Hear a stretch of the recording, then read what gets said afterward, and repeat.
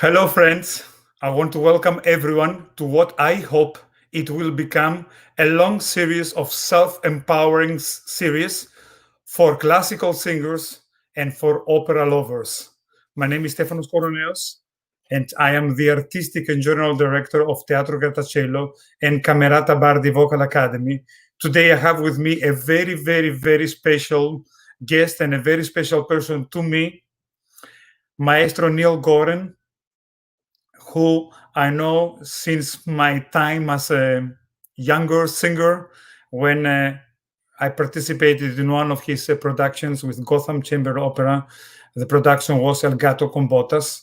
And I had the way to appreciate, a big way, I should say, to appreciate his passion about opera singers, his passion about young opera singers, and his passion about opera and the business.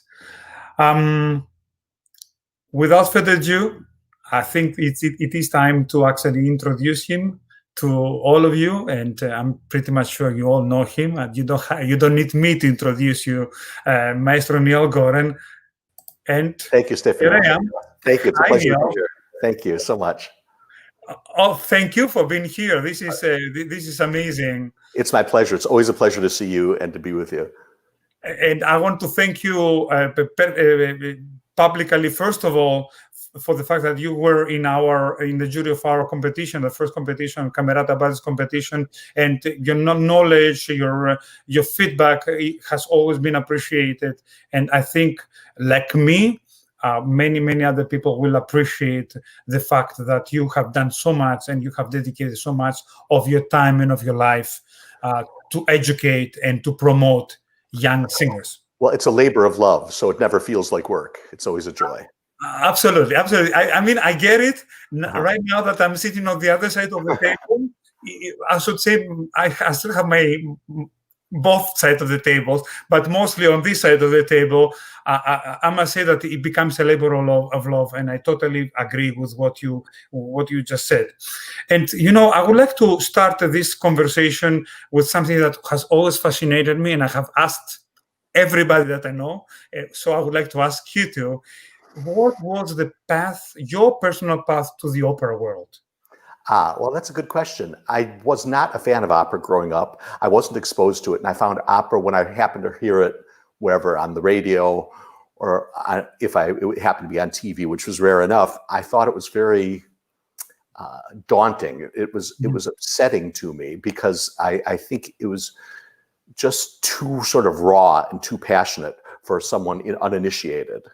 And so I was always passionate about music, and I was a pianist. And at a certain point, I became friends with a singer who would sort of lock me in her room and make me listen to Tebaldi recordings. and I got worn down, and the passion infected me, and that I just had to have more and more. So but it wasn't until I was a teenager, I think it was like 15 years old, when I first caught the opera bug. Wow. You said the name Tebaldi, and I know a couple of people that they would be like, oh no, you should have worked to Maria. But, Tebaldi was an amazing singer. And well, they're both great in different ways. I have a whole chapter in my book about Callas and appreciation of Callas. Right. And I have less appreciation for Tebaldi because her art is more generalized, but the passion is there, and the passion's there all the time. But it's not always modulated the same way that Callas's was. So you were the creator and the founder and the artistic director of a very, very successful opera company, Gotham Chamber Opera, who has given to the public in New York so many incredible shows. Do you feel comfortable talking to us a little bit about that company? Oh, sure. It was my baby, and I loved every second of it. Yes. So what would you like to know? I would like to know, how did it start? How did it start? I'd been working as an accompanist and coach for many, many years, and I was starting to feel a little dissatisfied with that position. And I even talk about that in the book because I didn't have much musical autonomy. I was always a supportive artist. and I Right. felt I had more to offer than that. So I thought, I really should. I should start conducting.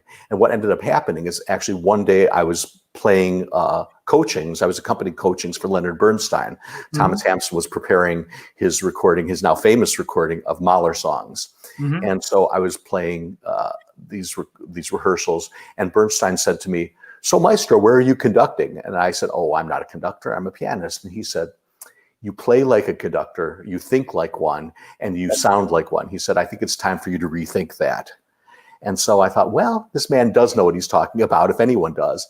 And so I thought, how do I go about this? And the first step was for me to accept that about myself, that I was Mm-hmm. worthy of being in that place. So I went into therapy, and after 3 years of therapy, I was then ready to start doing it. So what ended up happening is, once I decided to be a conductor, or to at least think of myself that way, people only knew me as a pianist, and no one was interested in hiring me. So I thought, I probably should start my own company, because nobody's going to hire me, and I really want to do this. So that's what I ended up doing. Yeah, and what an experience that was. I mean, you have produced some incredible shows, and I don't know if you have one that is your favorite or maybe closer to your heart. Well, they're all my babies, so I love every one of them. They're all chamber operas, because Right. at the time first of all, doing grand opera was very, very expensive. Of course, I knew I could never get the money for that. We also had the Met, which is Right. arguably the greatest opera company in the world, or certainly in Right. the top 5. And we had New York City Opera, which was doing fabulous things too, where I Right. eventually conducted. So what we did not have in New York, or basically anywhere, was chamber opera. Chamber Mm-hmm. opera was largely derided within the industry. People thought it was sort of a poor, stupid stepsister. And if you couldn't do real opera, then I guess perhaps chamber opera would be okay, even though great composers had written for it. But I thought it was more feasible economically to start that way, and also would be a better way for me to actually learn what I needed to learn as a laboratory. Yeah, and I mean, chamber operas are there are chamber operas that are incredible and rich and empowering and So all these Baroque operas, and the early Rossini operas, of right. course, and contemporary operas. Benjamin Britten's, some of his greatest works are chamber operas, contemporary operas. Actually, whenever economics was an issue, composers started to write chamber operas. Right. And let's not forget, I believe that also it's a very good way to reach out a larger audience, that have they don't have the patience or the knowledge to sit through a 3-hour opera or a 4-hour opera. So it could also be Seen as pretty an much advantage. right, Yes, right, though there are some people, the opera audiences are funny. There's all sorts of different camps. Some people only want to see things that they've seen before, right. that they know they're going to love, especially in an environment like New York, where up until COVID, there were so many opportunities Mm-hmm. that people would only want to see operas that they knew that they would like, because they didn't want to devote that sort of time, as you said, Mm-hmm. to something that they may or may not like. And then within that subset of opera lovers, there are always a group of people that want to see it exactly the way they saw it the first time in 1958 or whatever. They don't Right, want to see any changes, and right. they want to see it the way they would call themselves traditionalists. Mm-hmm. What they think is the way that the composers had want it done. But no one knows with most of these composers how they want it done. So they don't want any compromises made for the audience of today. They don't want cuts, whatever. So that's one subset of opera lovers who only love what they know. Then there are people who love opera so much they want to expand their knowledge and learn and grow. And those are the people who, especially in an environment like New York City, that there are enough people like that who are interested in chamber opera, and I was able to flourish because of them. So one chamber opera, Gotham Chamber Opera, was closed. You created another company, Catapult Opera. Yes, it took 5 years, but yes, partially because I loved what I was doing. I wanted to do it, and I wanted to do it properly. Mm-hmm. And I wanted to give opportunities for really great singers, especially young singers, to Mm-hmm. move forward within the industry. And there's so much great repertoire and great directors and designers that I felt New York needed to see, and that I wanted to work with also. So that's been one of my inspirations and my impetus for this is to get people around me who I can learn from and work with. Yeah, I mean, that's the whole idea. And on the top of that, you also just finished and published a book that has to do with opera and opera singers. Yes, well, that grew out of when Gotham Chamber Opera folded in 2010. I thought, oh God, what am I going to do with myself? Because at that time, I knew that it would take years to start another opera company to be able to accumulate what it took to do it properly. And I thought, well, maybe it's now time to write that book I've always threatened myself that I would write. And so my goal in writing the book was to be able to pass on the decades of knowledge I'd sort of gleaned over the years to singers about what it takes to have a career, how to develop that skill set for yourself, how to get hired, and how to get rehired. Right. So those are things that are rarely taught, because I've been teaching at Mannes now for going on 30 years. So I've learned a lot. I've learned most everything from my students or from coaching, whatever. So one thing I've learned is that it's sort of magical who has careers and who doesn't. And oftentimes the people who you think are going to have careers don't. And the people who are you sure you won't have careers do. So over time I had to think about, so what is separating one from the other? And so that's partly what this book is.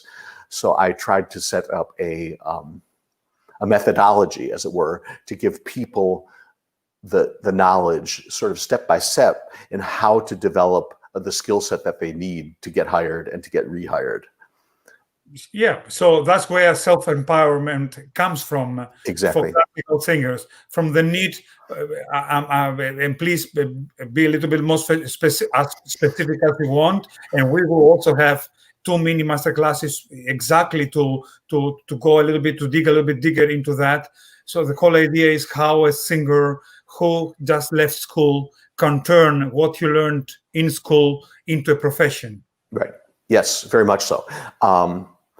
Partially this grew out of the fact that I had been noticing forever that sometimes the singers with the most exquisite voices that would make me weak at the knees didn't have careers. They couldn't get careers. And sometimes singers with sort of mediocre voices, shall we say, usable voices, were flourishing and getting hired everywhere. And so I certainly won't name any names, but after thinking about it, I realized that it was the conductors and the directors who were getting these people rehired. Right. So, and it was because the singers were able to do what the conductors and directors wanted. And they were able to actually anticipate what they wanted in a lot of ways, and also have that sort of flexibility to be able to create and make somebody else's vision their own, adopt someone else's vision. So that's how this book developed, for me to help people figure out how to develop that sort of sense of inquiry to answer these questions of how to develop the mindset that it takes to be attractive to conductors and directors, to be able to adopt someone else's vision. Absolutely. And I mean, that's what we all want. I believe that unless there is also some kind of small percentage that they do it out of sheer passion and they want to study only because that's what they want to. But most of singers that I know, including myself when I was young, we studied, we dedicated ourselves because we wanted to be put on stage, hired, paid to perform. Yes, I definitely. But I think an important part of that, you for sure, I know, did it and do it because you love the music so much and you want to communicate something about the music filtered through you and who you are. So the question is, how do you develop the mindset to make sure that you are filtering through something valid, through what the composer wants and what the librettist wants? So you're not just sort of communicating anything willy-nilly, that you actually are very specific about what you're communicating, and that is something that comes out of the text and out of the music itself. Wonderful. And while we're talking about all these very interesting concepts, I think we should bring in one very exciting young soprano, and I hope I'm saying her name nicely. Her name is Clara. Clara? Ooh. There you are. Hi, Clara. Sorry about that. How are you? I'm great, thank you. How are you? I'm doing wonderful, and I think that it is that time of. First of all, Clara, let me ask you very, very quickly. You were telling me you live in California, right? I am with family in California at the moment. I'm based in New York in normal circumstances. Okay, and you have studied at Mann School of Music with Maestro Goren and with Arthur Levy. Do I say that right? Yes. Wonderful, wonderful. So I let you guys work. I will remove myself and have fun. Okay, Great. thank you so much. So Clara, I mean, we've been working together for years, but so I'm using you as a bit of a guinea pig here, and I thank you for it. Also, because you're such an exquisite singer, people will love hearing you. So let's do the aria from Pagliacci, the Ballatella. Why don't you set the scene for everyone and tell them what they need to know to sort of understand what's going on? Yes, so this is Stridono Lassù from Pagliacci by Leoncavallo. The character is Nedda. She is a young woman, part of this traveling Commedia dell'arte troupe with her older husband, Canio. She sings this aria fairly early on in the opera. They've just arrived to the town where her lover lives. And she sings this in a moment of solitude, where she first reflects on the danger of her situation, having an affair while being married to a very angry, jealous, hot-tempered man, and the consequences of if she were to get caught, what that would mean. But she kind of quickly tosses this to the side and instead indulges in the beauty of this mid-August day and how alive she feels.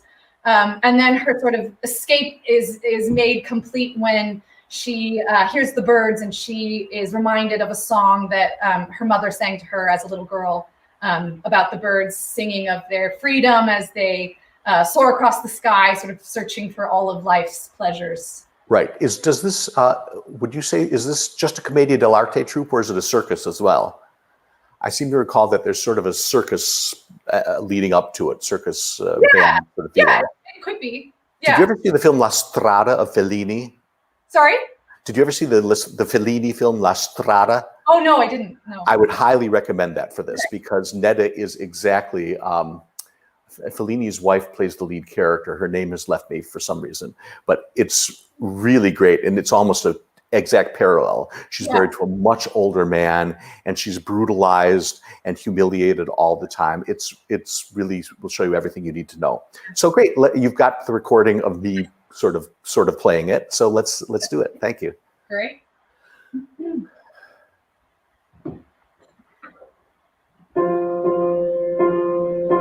Qual fiamma avea nel guardo, gli occhi abbassai per tema che leggesse il mio pensier segreto, e mi prendessi brutale come ieri.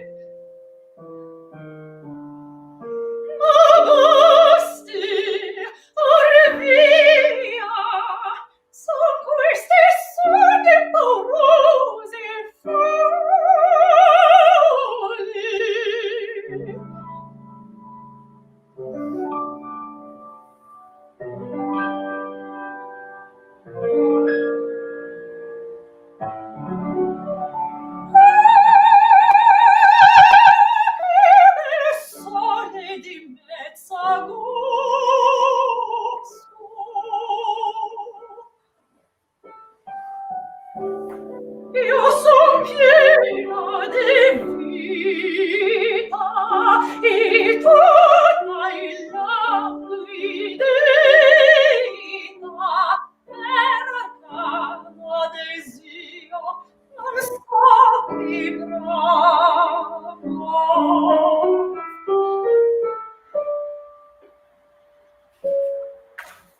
che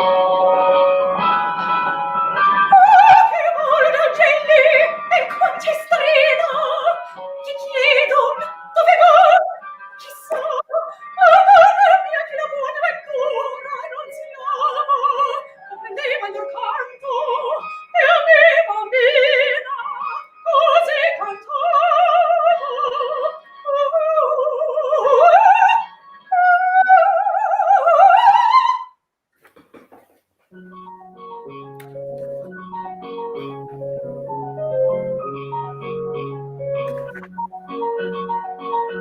stridono lassù liberamente lanciati a vol come frecce gli oggi e sperano le nubi il sol cocente e vanno per li vede il cielo lasciateli vagare per l'atmosfera questi assetati d'azzurro e di splendor seguono anch'essi un sogno, una chimera e vanno fra le nubi d'or in campetta il veloce visto con gli aperti son tutto sfidor la pioggia e lampe la voglia resta e vanno sugli mesi vanno giù verso un paese strano e sognan forse che cercano il mondo ai movimenti del cielo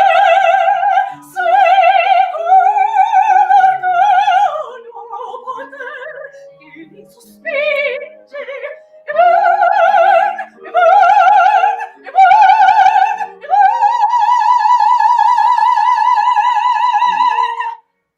Brilliant, Clara. That was just gorgeous, especially the fact that you're doing it karaoke style, which is impossible. And because if we were actually doing it together, I would give you more time in the places where you need more time. And I apologize that I just couldn't anticipate as well as I would want to be able to show you off as well as you deserve. This is really terrific. So I'd like to focus on the recitative rather than the aria itself. The aria is quite easy. I mean, vocally, it's very, very difficult, but interpretively, it's quite easy. So what is it you want to communicate at the very beginning when she sings? Well, this is really her introduction in the opera. So, you know, I want to really establish immediately who she is, what her motivation is, and sort of why she needs to escape. Exactly. So in the very first phrase, what is it she says? What fire was in his gaze. Right. So how does she feel about that? She's frightened. So Exactly. Yeah, very frightened. And I don't think she's at all a stranger to domestic violence. Exactly. I think she is a woman from a very rough background. I think that she's had a pretty tough life at the hands of men. And I don't think that Canio has been especially kind to her either. Right. So, her parents probably sold her for, 100 lira or something. Yeah. So I think she's very aware that she's in a dangerous situation. Yes. So how are you going to express that vocally at the beginning? Let's actually talk about that. Can you just speak the first line for me with that sense of fear? Qual fiamma avea nel guardo. Now, that's very good. So can you slow it down almost to the speed at which she says it, which is very slow? Qual fiamma avea nel guardo. Excellent. What you did now in speaking, which you did not do in singing, is that you actually went to guardo, what fire he showed in his gaze. And when you sang it, you sort of did guardo instead of guardo. Wow. It's got to be, exactly. Oh my God, the fire in his gaze, this is terrifying. Qual fiamma avea nel guardo. So can you actually sing it? Do you have access to a keyboard? Or you can do it with. I can do it with the recording. Even better. So let's just go that far.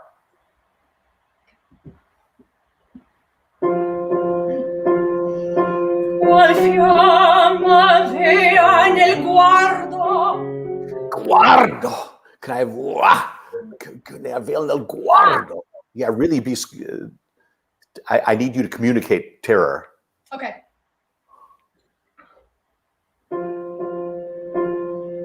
Qual fiamma vea nel guardo. Excellent. Okay, let's stop for a second. So next you say, I lowered my eyes for fear that he could see my secret desires, right? Mm-hmm. So somehow the mood has got to change. I don't think she's just saying, oh, she's just saying it all in the same mood. I think when she says secret desires, she's suddenly remembering and feeling those secret desires. Sure. This is sort of an intimation of what's going to come in the opera and in the aria. Exactly. Io che abbastai per te che leggesse il mio pensiero segreto. So how are you going to express that you love your secret desires, that you're not afraid of them, but that you embrace them? Yeah, I mean, I think it's a completely different color. Exactly. Yeah. So you started to do it. I actually would do it. I didn't give you enough time. I apologize. But I think maybe when you get to il mio pensiero segreto, slide like between il mio. Okay. Il mio pensiero segreto. And if you want to double the consonant of mio, you can, whatever, segreto, whatever. Let's do that phrase now, if you wouldn't mind. Okay. Or you can start at the top, whatever's easier. Yeah, it'll probably be easier to start from the top. Okay. Qual fiamma vea nel guardo. Excellent.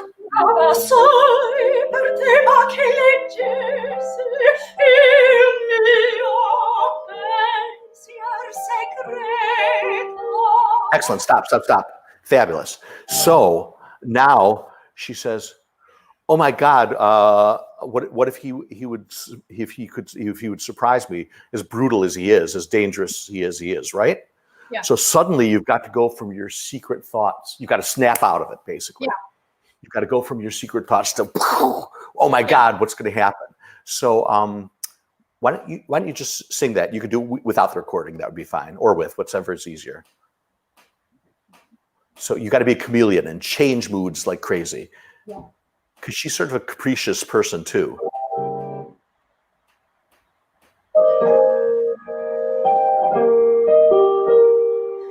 Oh, se mi sorprendesi, brutale come ieri. Excellent. Can you stop for a second?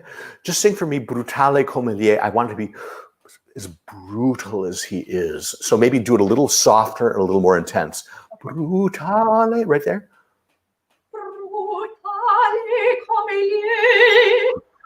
I believe that the notes are, let me look. Yeah, the brutale come ieri. It's 4/16 notes. Brutale come ieri. Go, do it again. Brutale come ieri. Oh my God, he's so brutal. So can you make it a little darker somehow? Do you think she's angry at all? Because sometimes I play around with you that maybe she's a little bit like, oh, brutal as he is, like. Or do you think it's still fear? I mean, this is why you're so great, because one director will want one thing, the next director will want another, and you're able to do any of these. We don't have much time, but let's do both. So choose, okay. Which one do you want to do first?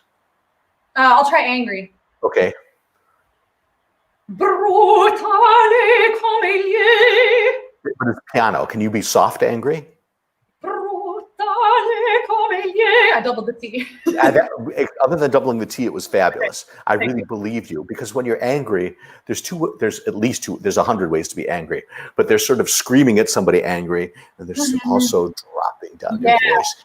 So brutal, and I hate him. Yeah, so do that. It has to be her, because she has to be so secretive about. Exactly, and you just did that beautifully. Can you do that once again the same way you just did it?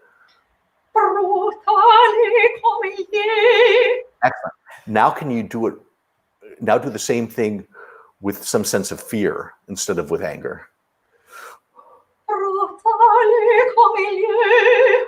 That's good. That was a little pathetic. Is that what you want? No. I think so. Show me another option. Brutale come gli. That worked also. I think you might actually be able to set it up with a sort of fearful breath. Okay. Brutale come gli. Fabulous. This is why I predict a really great career for you, because you can able to do 5 different ways convincingly, and that was all exquisite. So then comes she says, you know, enough is enough. I'm not gonna go there. Yeah. Let's just move on. So why don't you these fearful dreams are crazy, and so why don't you sing that for me? Mm-hmm. Masti, orvia, son queste sogni paurose folli. Gorgeous, gorgeous, gorgeous. How can you make Mabasti sound like, enough, just sort of throw it away? Mabasti, or via. That's even though there's a big rest in between, it's basically the same thought, wouldn't you say? Yes. Yeah. Mabasti, or via. It's all still the same thought. These son questi sogni paurosi fo. However, here he gives a fermata, here meaning Leoncavallo gives a fermata on folle. It's crazy for me to be thinking like this. Yeah. So the question is, why is there a fermata on that E? Or what should you do with it? I feel like she is kind of trying to she's trying to take weight away from this very heavy situation by calling it right. foolish.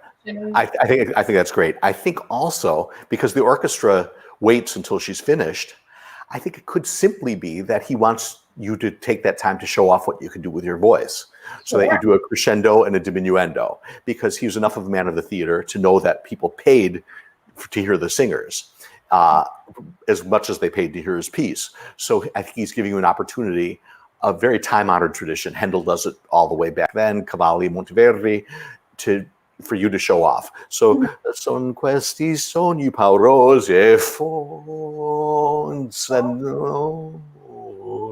So why don't you sort of seize the opportunity? So can we start at Mabasti again? Is that possible? You know, with or without the accompaniment, it doesn't matter.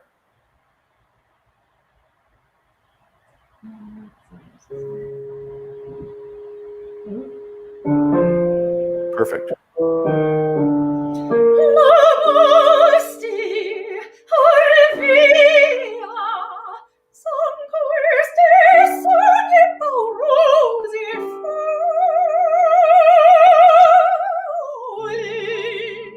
Fabulous. Good. So what happens now?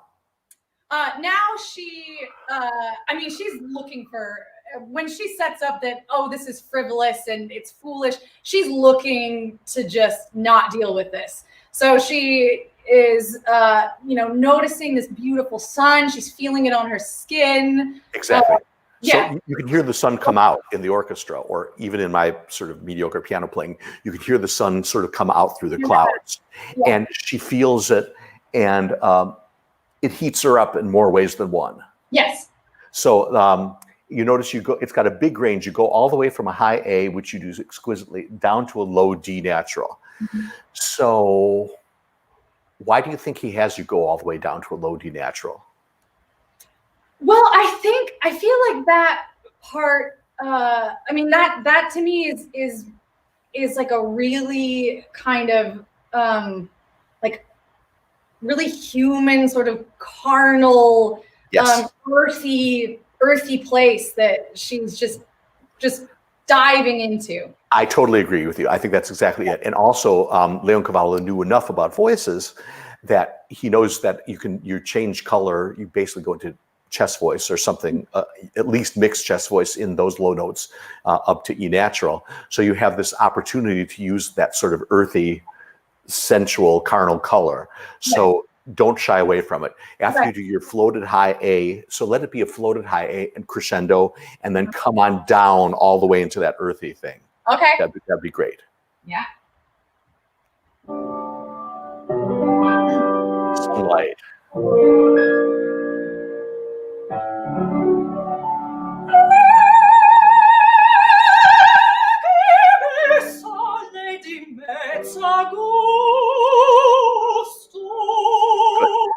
Can you do that again? Because what you did is you did a crescendo, a beautiful crescendo, then you did a diminuendo at the end. Can you instead just let it flow all the way down? And you can start the high A a little early so that you have more time to do it.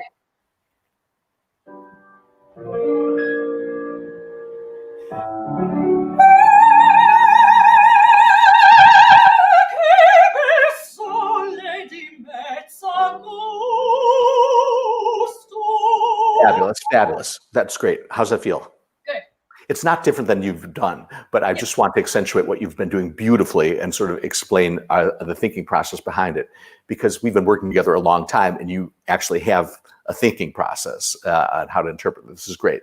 So then what she says, I'm full of life and everything sort of makes me languid, right? With my secret desires, and I can't even express what I desire.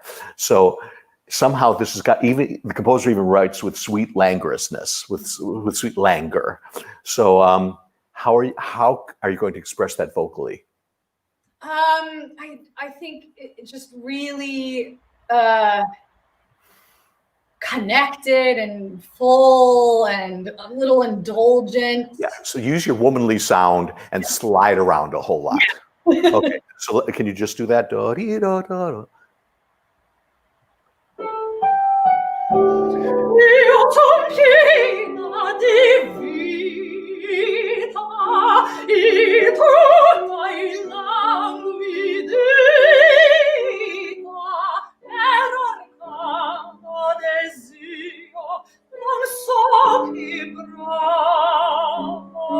Fabulous, fabulous. You needed more time from me, and I'm sorry I didn't give it, but that was really wonderful, because this is very different than a lot of what you've done. We've had so many colors; it's a kaleidoscope, and that's what this is all about, showing that her personality is so not capricious, but changeable, that she can go from one thing to another, and you're doing that exquisitely. So then, what happens now? Then she sees the birds. Exactly. She says, and that happens on the orchestra going brrr, brrr, brrr. So tree or something. Right, exactly. So maybe I remember, did you ever see that film with Stratas? The Zeffirelli film of this opera? No, I don't think I have. And she's really great. So and you're a lot like her in a lot of ways. So she's singing this outside to herself by the tents or whatever, and then there have been birds that have been sort of collecting whatever, and then they suddenly, as birds do, they suddenly right that like that. So, and that's what that.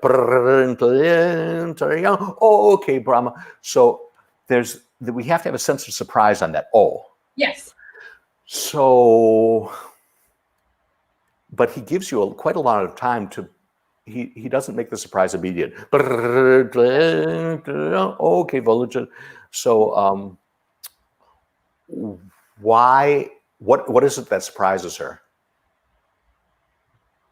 I mean, it could just be something simple like so they fly close to her head, whatever. Yeah, sure. It could be something that easy. Oh, the birds, or she gets out of herself. Or maybe they initially make her jump because she's kind of been having these naughty thoughts that are secret, and maybe it's initially like, uh-oh, and then it's like, oh. Yes, now she gets out of herself. Yeah. She's been in her own head up until now, except for the sunlight. But even the sunlight sort of forces her still into her own head or lower. But now suddenly the birds sort of, I don't know if they alarm her, but they sort of bring her out into the world. So let's do that, okay?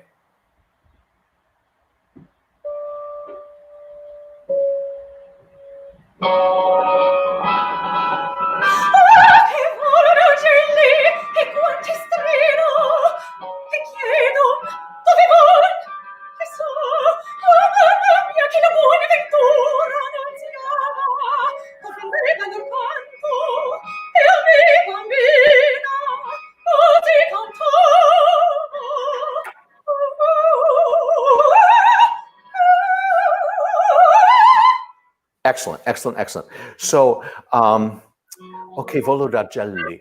So how does she feel about the birds? Does she like them, or do they scare her, or what? Yeah, I think, she envies them. She wants to be able to just take flight and go wherever her Exactly. desire It's the whole aria is. Yeah, That's yeah. the whole aria. So here, okay, volo da jelly. So can you have a sense of delight about these birds? Yeah. That you see? So okay, volo right. What do they seek? Where are they going? Who knows? And then you go on to my mother, who could understand their language. E a me bambina così cantava. And as I as a child sang like this, imitated them like this, basically, right? Yeah. So here, when we get to pretty much E a me bambina, you have two choices. You can either stay the young adult Nedda, or you can become that like 7-year-old child. Yeah. So have we ever tried you becoming the 7-year-old child? I lean towards that more because I think, she's wanting to escape her reality for Yes. sort of more innocent existence. Okay, perfect. So can you do that when you get to, so how do you do that vocally? You sort of brighten your sound, of course. Yeah. And then, so before that, the okay, volo da jelly, with the sense of, as you said, with the sense of delight that all these birds are there to sort of support you and to get you out of your dark thoughts. Yeah. And then comprende lo canto. So as you go on through from La Mamma Mia, you can start becoming a child again. And then that ooh, that trill, I would hesitate. What you're doing is you're being very artistic. You're starting a trill slow, and then you're letting it go. Okay. Can you just start it? Because that's how you're imitating the bird sound, right? And first the orchestra does it, and then you do it, and then the orchestra does it, then you do it. But instead, I'd like it to be orchestra you, that you sort of hand off being birds. Sure. If you see what I mean. And so if you start the trill slowly, you're no longer handing it off. You're restarting. Got it. So see if you can do that. From okay, volo da jelly.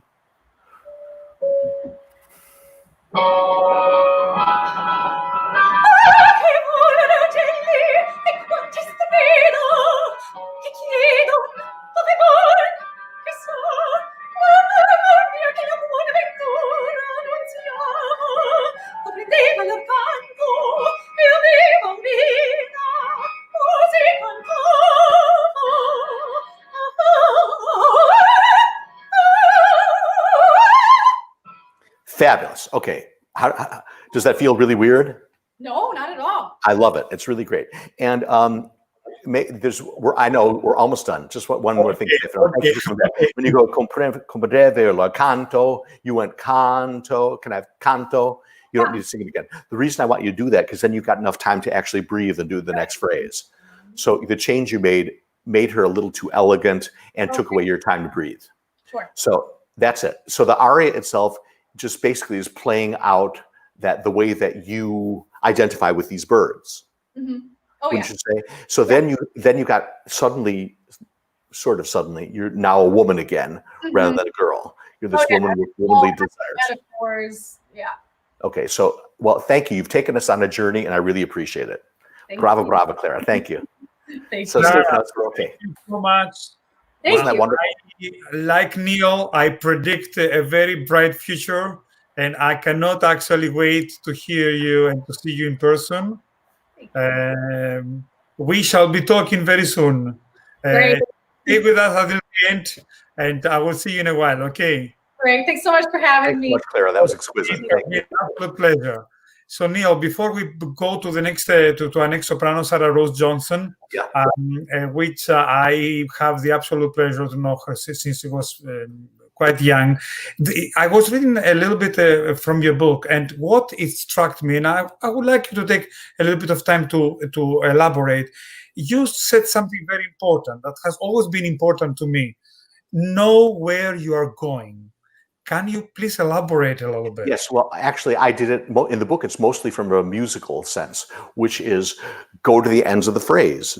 If you get lost in the middle of the phrase, then musically it doesn't make any sense. And also language-wise, nobody cares. It's like going to the middle of the phrase and then pulling back. So no one cares about what happens. So go all the way to the end of the phrase. Different nationalities, the language works in different ways. So in Italian, it's almost always to the second to last syllable. The Germans often, the French, it's a little more tricky. But so I do go through that in the book musically and linguistically where the phrase goes. And it helps you as a singer develop that sense of your contact with your audience, your contract with the audience, keeping their attention and making it work, the music work with the language. Fantastic. Thank you so much for clarifying this. And sure. It is that time. Also character-wise too. Also character-wise, that it helps know where you're going. If the character starts, like we just did with Clara, she starts as a fearful woman. She then embraces her sensuality, and then she becomes a child, and then she eventually becomes a woman again. So know the path that you want to take. Absolutely, absolutely. I totally agree. Great. Thank you so much for this information. So, Miss Johnson, hello. Hello. Hello, Miss Johnson. Hello. I will leave you to it. Great. So, Sarah, I'm just so thrilled that you're doing this. Sarah's a sophomore at Manus, yes? Yeah. A 19-year-old. I predict a dramatic soprano for my money. I think by anybody's standards, it's a dramatic soprano because it's got so much weight and thickness in the middle, but goes all the way up to the top easily. So we're doing a sort of a dramatic soprano aria, but a lyric dramatic soprano aria, which is Elsa's Dream from Lohengrin. So why don't you set the scene for us, please? As you said, this is from Lohengrin, and the opera takes place sometime between 919 and 933. Oh, wow. Okay. I didn't even know that part. Yeah, okay. I did my research. Thank you. And in what would be modern day Belgium. And the Duke of Brabant has died, and his only male heir has disappeared. And what's his relation to Elsa? He's the younger brother. Right, Elsa's younger brother. He's right. I mean, he's young. He's prepubescent, so maybe he's 10 or 9 or 8, something. And how old is she? Do we know? I couldn't find that out, but I'm assuming not much older. You know, she's probably a teenager or early 20s. Well, she's marriageable age, so she's so she's still young, no question, but still marriageable age. So I think you're right. Late teenager, probably late. If she's in the early 20s in the 900s, she would probably be married already. So this is perfect. So so her brother has transpired, has disappeared, and so what's set at the scene now? Where are we? So then the Count of Brabant, Tauramund, has accused Elsa of murdering her brother in order to become the Duchess of Brabant. Exactly. This is, of course, not true. She's innocent, but nevertheless, she's been called in front of a tribunal to defend herself. Right. So why does he do this, Tauramund? Other than he's an operatic baddie. Right. Well, he wants the power. Exactly, because if he was named by her late father as being the guardian for both the brother and for her. Yeah. So if the brother's dead and if she's been convicted and she can't be the Duchess, then the power goes to him. Exactly. He becomes by default the Duke of Brabant. So he does get something out of it. So she's been called in front of this tribunal. And is there anything else you want to add before you sing it? Just that, instead of answering his accusations, she instead talks about this dream that she had, and about a knight who's coming to fight for her and save her. Definitely. It's in three sections, and to do it as an aria, which we're going to do, we sort of stick the 3 sections together. Right. but the first one, she's responding to the king has said, "Speak, Elsa. What do you have to confide in me?" So he wants her to speak publicly, but he's appealing to her as a friend to respond, and she doesn't. I mean, she responds, but not to his question. No, she more laments Right. her brothers, what they believe his death. So, well, let's sing it. Sing the whole thing, and then we'll talk about it. Okay. All right.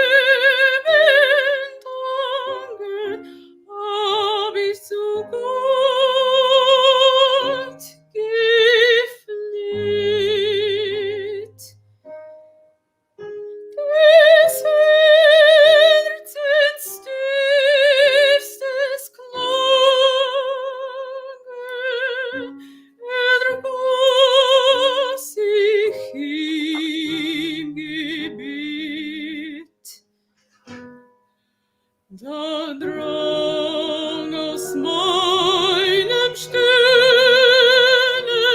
ein Mut zur Kunde vor, die zu Geburt geht jene, weit in die Luft erschwoll. Ich hört ihn Wehren hallen, bis kaum mein Ohr ertraf. Mein Auge ist zugefallen, ich sank in süßen Schlaf.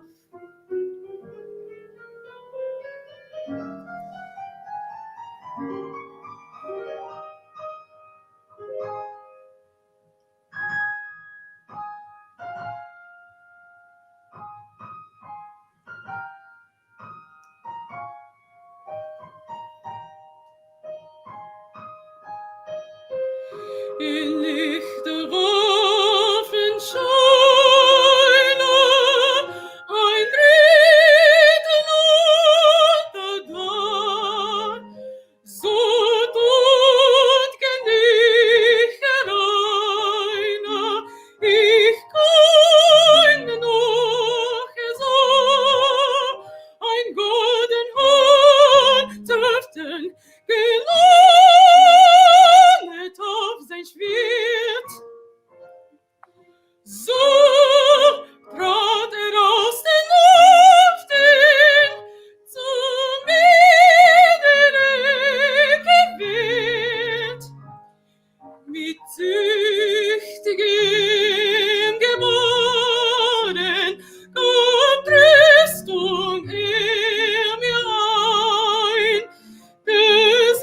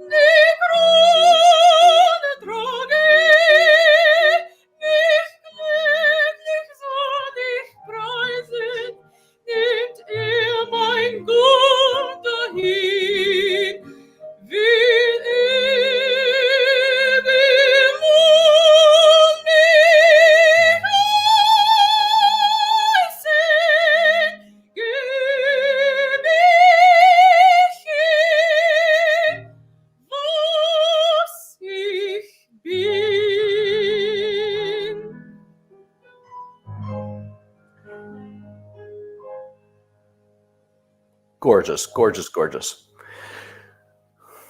Sarah, that's exquisite. I can't wait to pay to hear you sing that in the opera house. And I will, I promise. That was really terrific. So she's an interesting sort of, she's a bit of a ninny a character. So at the beginning, would you say that she's traumatized by what's happened? I would say so. She's grieving.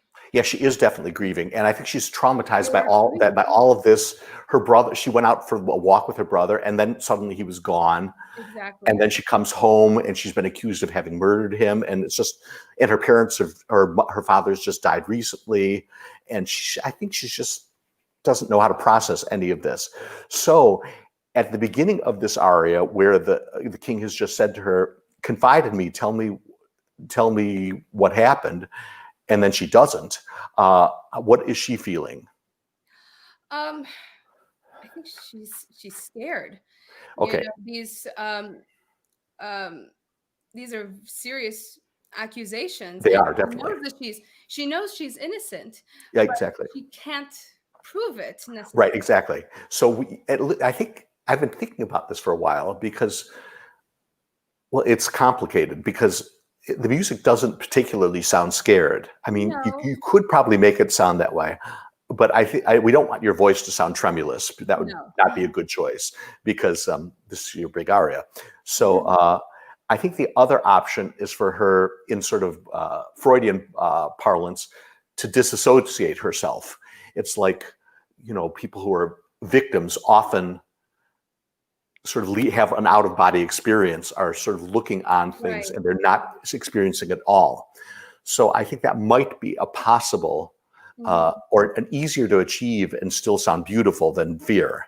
Right. I think fear would be hard to sound beautiful, though you probably could make it work, and you might have conductors and directors who want that of you. Right. I think you might consider just sort of that she sort of spaces out and she doesn't respond because she sort of doesn't hear the question, because she doesn't want to hear the question. Right.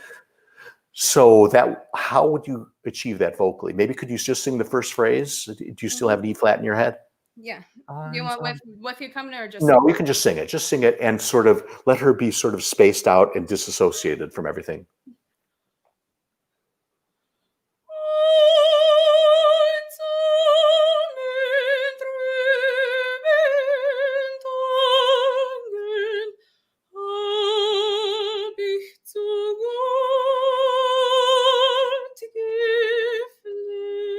I think that is just exquisite. Also, because your voice is so exquisite. It's a little too slow.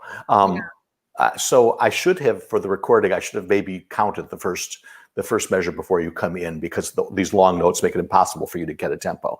But that was really lovely. So then she sings for quite a while in this, describing the scene as you said, but not answering the question in any way. Right. Then there's a break, which is cut in this, when we do it as an aria, where the king says, "Okay, Elsa, now defend yourself before the judge," right? Mm-hmm. So that's when that comes, the second section, where she describes her dream, right? Right. In Lichter Waffenscheine. So when you again, she's not really responding to his question at all, so she's still sort of disassociated. She sort of lets her mind wander wherever it goes. But when she describes this dream that she has, is it a happy dream? I think it's a hopeful one. Exactly. And I think it's definitely hopeful and joyful. So the question is, do you want to still be this Elsa who's on trial, or do you want to suddenly be living the dream? I think she wants to be living the dream. Okay, so why don't you actually make Elsa be living the dream, be in the dream, and so it's just more vivid than her reality is living in the dream rather than this tribunal, if you see what I mean. Okay. That'll make it more sort of palpable for the audience and for you too, I think. So if you can get to an E flat in Lichter Waffenscheine, eine Ritternate da, sort of with this sort of, the dream is your reality. Okay. In Lichter Waffenscheine, ein Excellent. Can you do that even more joyfully? Yeah. Oh, okay. Once again. In lichte Waffen scheine, ein dritter da. That is fabulous. Can maybe make it even a little brighter? Yeah. Okay, once again. In lichte Waffen scheine, ein dritter da. Excellent. Go on. How fabulous he is. So tut gedichte reiner, ich kann noch gesagt. And he had a horn. Go on. Ein golden Horn zu heften, nicht auf sein Schwert. Excellent. Go on. So trat aus den Luften zu niedere Gewicht. Fabulous. Okay, so I think we're running out of time. Unfortunately, I apologize because I could spend all day with you on this or on anything else that comes out of your throat. It's exquisite. So the important thing here is to decide what you want to communicate, because you clearly have the technical means and the vocal means to communicate it. So I think now that you sort of became within the dream, living in the dream, then it suddenly had all sorts of different colors and vitality than you had before when you, I wouldn't say just sang it because you were singing it exquisitely, but you were communicating something different. So I would urge you to keep doing that. Thank you for your beautiful singing and your beautiful artistry. Thank you for having Sarah, me. thank you. Great. I want to say I'm jumping off my chair here of excitement for Sarah and for what I heard. Isn't it amazing? Because, your listeners should know that she's 19 years old too. Yes. And Teatro Grattacielo has already hired her once, and we definitely keeping an eye on an incredible talent. And I want to thank you, Neal, together with all her teachers and Arthur for taking this talent and bringing it to the next level. It's incredible. Sarah, what can I say? We're also neighbors. So I will be coming very soon to knock your door. Please do. I get such joy from working with these talents. Absolutely. It's same goes to Clara. I have no words to express how much impressed and how much happy you have made me this afternoon. And I want to thank you for being with us. I want to thank Neal. People, buy that book on Amazon.com, Beyond the Aria, Self-Empowerment for the Classical Singer. You're going to regret it. I know Neal for such a long time, and every word he says is gold. Well, thank you so much. But you all are terrific. You're all my inspiration. I appreciate it. Thank you so much. I wish everybody a very good night. Thank you for being with us. Stay healthy, stay safe, and I will see you next weekend. Thank you. Bye-bye. Bye.